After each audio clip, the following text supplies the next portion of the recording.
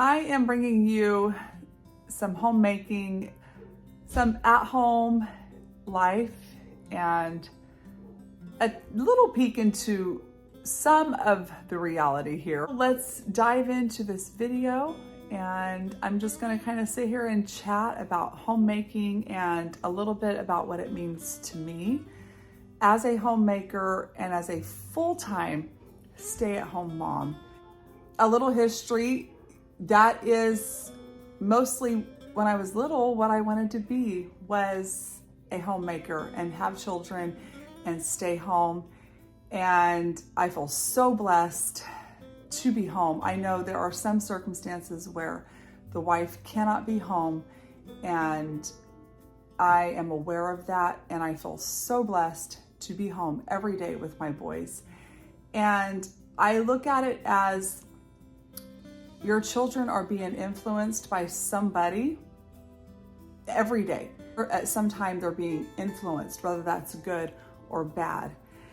And so by them being at home with me every day, and we homeschool, really the main person I have to wonder what they're being influenced by is myself, because basically they're going to mirror my actions and the way I am. I only have to check myself pretty much, because that's who they're with, is me or their dad, and of course my sisters. I love being home.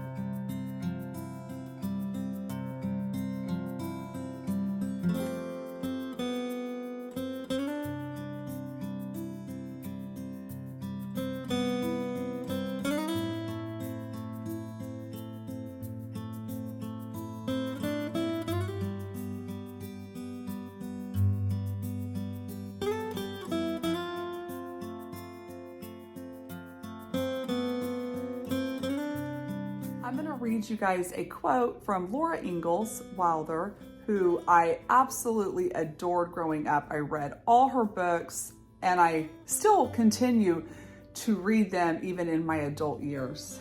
Laura Ingalls said, "So much depends upon the homemakers. I sometimes wonder if they are so busy now with other things that they are forgetting the importance of this work." Even with me being a full-time stay-at-home mom, teacher, wife, I can get so busy in even maybe my projects or making my house look beautiful, up to date, not focus on the importance of homemaking. And you know, homemaking isn't just you're just staying home and things just run smoothly and life just happens. I am learning more and more, you have to be very intentional as a homemaker, as a mom, as a wife, even if you don't have kids, even if you're just keeping home for yourself or keeping home for you and your husband. Homemaking is about taking a house and making it a home. To me, this is so simple, but I think pets, for us, having pets inside add so much to our home. And the boys love having him around, and he adds a different vibe to our home. And most of you know about Striker, and he's our cat, and he adds, I'll walk by and call and I'll be scratching him. And it's just those little things. It's those little things that over time add up to a child's memory of home. There are just certain sights and smells and even noises that add up to just home.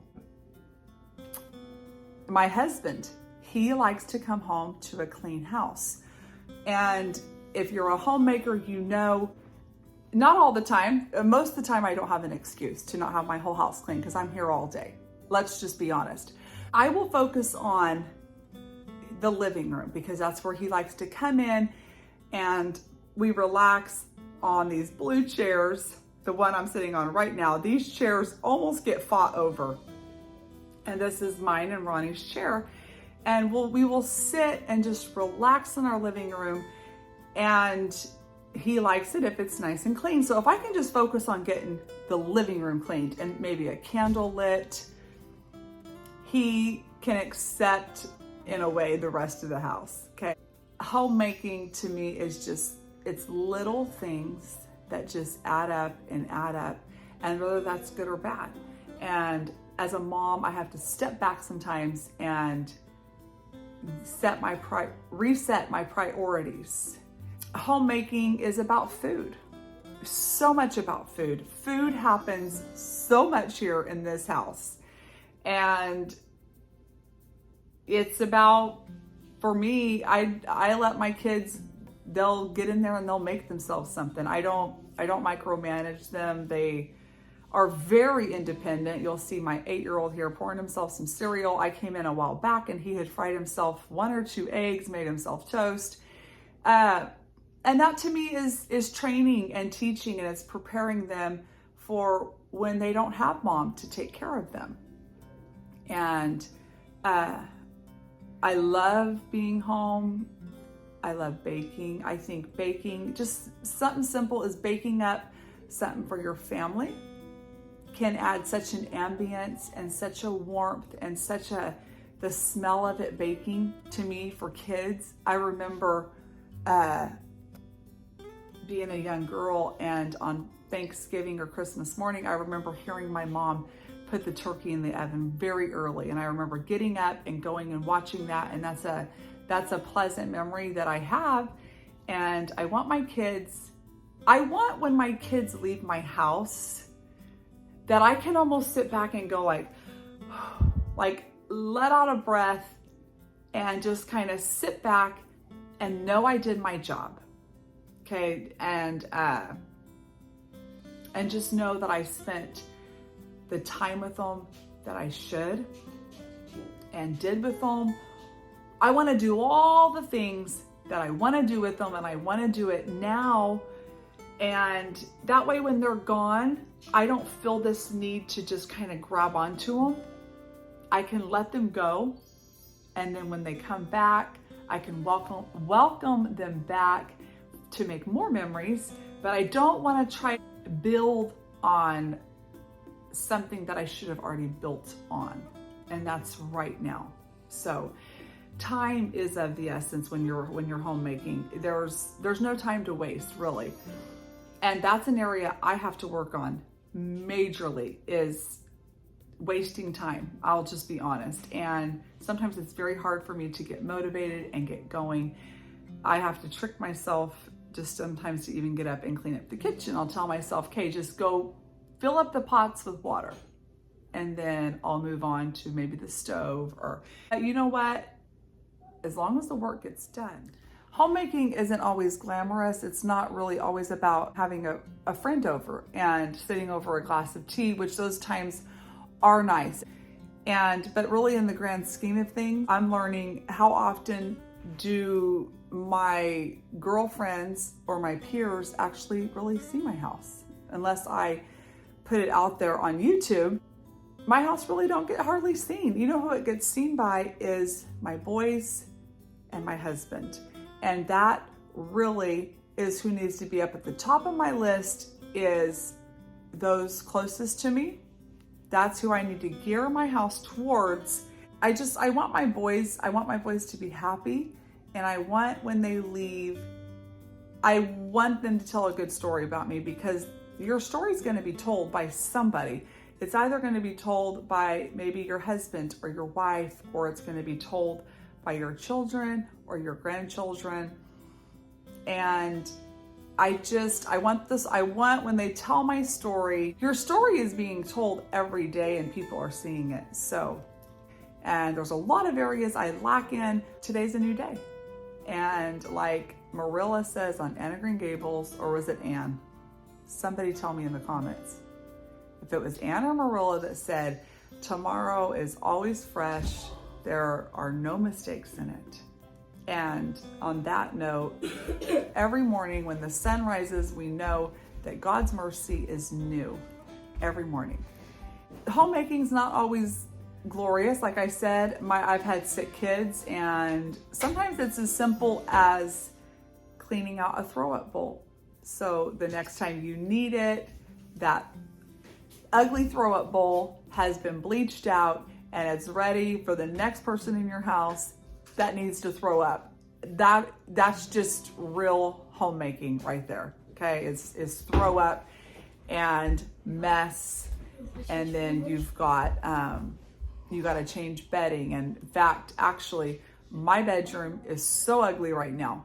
So I ran to Marshall's and grabbed a pair of sheets, and I made up the bed. And so now the bed looks presentable and pretty, even during the middle of chaos. So let me encourage you right now, if your life is chaotic, or let's say your house is chaotic, maybe focus on one thing. Maybe focus on one little area that you can make look pretty. Tidy it up, make it look pretty. Maybe buy yourself a little plant. Just start out small, buy yourself a little plant or a candle, and make that spot look pretty and enjoy that spot. My house is ever evolving, but during the evolving, I try to keep mainly my living room and my kitchen presentable throughout the evolving. So I try to keep it decorated as I move in and move out with different stuff and different looks until I can achieve the look that I love. That the living room is an oasis where it's pretty and there's a candle going, and yeah, it's kind of their one spot that is secure. Even if I'm in the middle of doing my hallway or the bathroom needs to be redone, that doesn't mean that the living room can't look prettier. Thank you for being here for this video. If you haven't subscribed, consider hitting the subscribe button, and you can follow along for more upcoming projects. And thank you for being here as I create Cottage Diaries.